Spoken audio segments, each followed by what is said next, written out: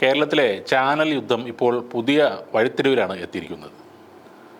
കാലങ്ങളായി ഈ രംഗത്ത് ആധിപത്യം തുടർന്നു വന്ന ഏഷ്യാനെറ്റിനെ മറികടന്ന് 24 ന്യൂസ് ഒന്നാമത് തുടരുമ്പോഴും കഴിഞ്ഞ 2 തവണ ബാക്ക് റേറ്റിംഗിൽ 2-ാം സ്ഥാനത്തുണ്ടായിരുന്ന ഏഷ്യാനെറ്റ് ഇപ്പോൾ റിപ്പോർട്ടർ ചാനലിനും പിന്നിലായി 3-ാം സ്ഥാനത്തേക്ക് വീണിരിക്കുകയാണ്.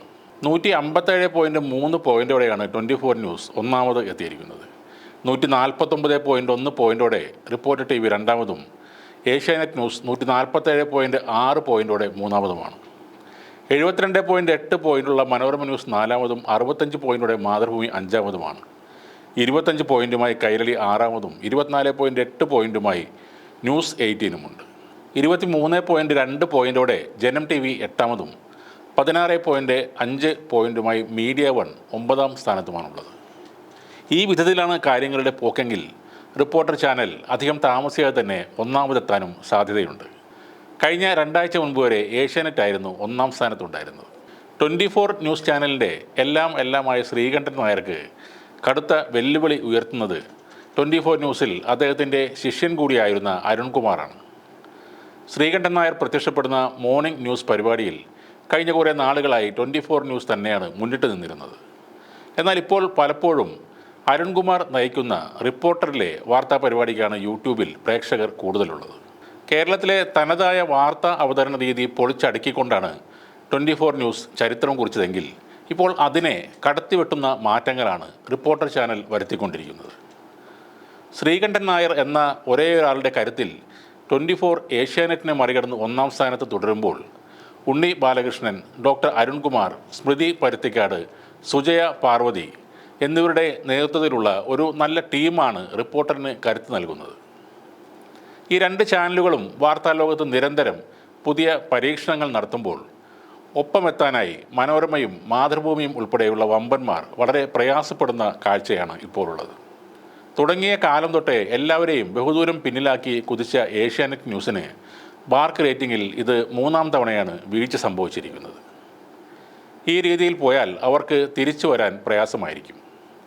പരമ്പരാഗത വാർത്താരീതി പിന്തുടർന്നു വന്നതും ഒരേ സമയം ഭരണപക്ഷത്തിൻ്റെയും പ്രതിപക്ഷത്തിൻ്റെയും എതിർപ്പ് ഏറ്റുവാങ്ങേണ്ടി വന്നതുമെല്ലാം ഏഷ്യാനെറ്റിന് തിരിച്ചടി ലഭിക്കുന്നതിന് ചില കാരണങ്ങളുമാണ്.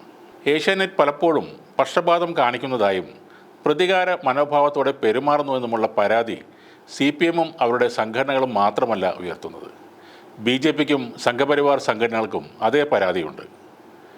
സോഷ്യൽ മീഡിയയിൽ കൂടി ഇവർ നടത്തിയ പ്രചാരണങ്ങൾ ഒരു വിഭാഗം പ്രേക്ഷകരെ ഏഷ്യാനെറ്റിൽ നിന്നും അകറ്റാൻ കാരണമായി എന്നാണ് പ്രമുഖ മാധ്യമപ്രവർത്തകരും വിലയിരുത്തുന്നത്. കർണാടകയിലെ ഷിരൂരിൽ ഉണ്ടായ മണ്ണിടിച്ചിലിൽ മലയാളി ലോറി ഡ്രൈവറായ അർജുനെ കാണാതായ സംഭവവും വയനാട്ടിലെ ഉരുൾപൊട്ടൽ ദുരന്തവുമെല്ലാം ബാർക്ക് റേറ്റിംഗിൽ റിപ്പോർട്ടർ ചാനലിനും 24 ന്യൂസിനുമാണ് ഏറെ ഗുണം ചെയ്തത്. ഇപ്പോൾ കേരളത്തിൽ നടക്കുന്ന ഹേമ കമ്മിറ്റി റിപ്പോർട്ടിനെക്കുറിച്ചുള്ള ചർച്ചകൾ ഒരു വൈകാരിക വിഷയമായി ചാനലുകൾ ഏറ്റെടുത്ത് അവതരിപ്പിക്കുന്നതിൻ്റെ പ്രധാന കാരണവും ഈ റേറ്റിംഗിലുള്ള മത്സരം തന്നെയാണ്. അടുത്ത ബാർക്ക് റേറ്റിംഗിൽ തങ്ങളുടെ നില മെച്ചപ്പെടുത്താനാണ് എല്ലാവരും ശ്രമിക്കുന്നത്.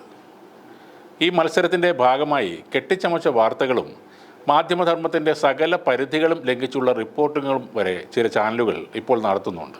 അതിവൈകാരികമായി അവതരിപ്പിക്കുന്ന വാർത്തകൾക്കാണ് കാഴ്ചക്കാർ കൂടുതലുള്ളത്. എന്നാൽ ഈ ശൈലി അപകടമാണെന്ന് മുതിർന്ന മാധ്യമപ്രവർത്തകർ പറയുന്നുണ്ട്.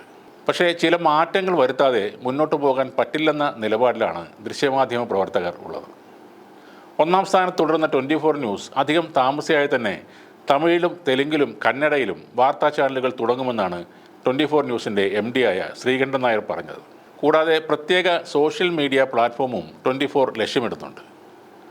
അതേസമയം നഷ്ടമായ 1-ാം സ്ഥാനം തിരിച്ചു പിടിക്കാൻ ഏഷ്യാനെറ്റും ഇപ്പോൾ ശ്രമം തുടങ്ങിക്കഴിഞ്ഞു. തിരിച്ചടി ലഭിക്കാൻ ഇടയായ കാര്യങ്ങൾ പരിശോധിച്ച് ആവശ്യമായ മാറ്റങ്ങൾ വരുത്തി മുന്നോട്ട് പോകാൻ തന്നെയാണ് അവരുടെ തീരുമാനം. ഏഷ്യാനെറ്റ് തലപ്പത്തുൾപ്പെടെ ചില മാറ്റങ്ങൾ വരുമെന്ന സൂചനയും ഇപ്പോൾ പുറത്തു വരുന്നുണ്ട്. കേരളത്തിലെ ചാനൽ യുദ്ധത്തിൽ ഇപ്പോൾ നടക്കുന്നത് ആശാനും ശിഷ്യനും തമ്മിലുള്ള ഒരു നേർക്കുനേർ പോരാട്ടമാണെന്ന് പറയാം. അരുൺകുമാറും ശ്രീകണ്ഠൻ നായരും വാർത്താ അവതരണത്തിൽ വൈവിധ്യങ്ങൾ കൊണ്ടുവരാൻ ശ്രമിക്കുമ്പോൾ പരമ്പരാഗത ശൈലിയിൽ വാർത്തകൾ വായിച്ച് വീണ്ടും പുറകോട്ട് പോവുകയാണ് മറ്റു ചില ചാനലുകൾ.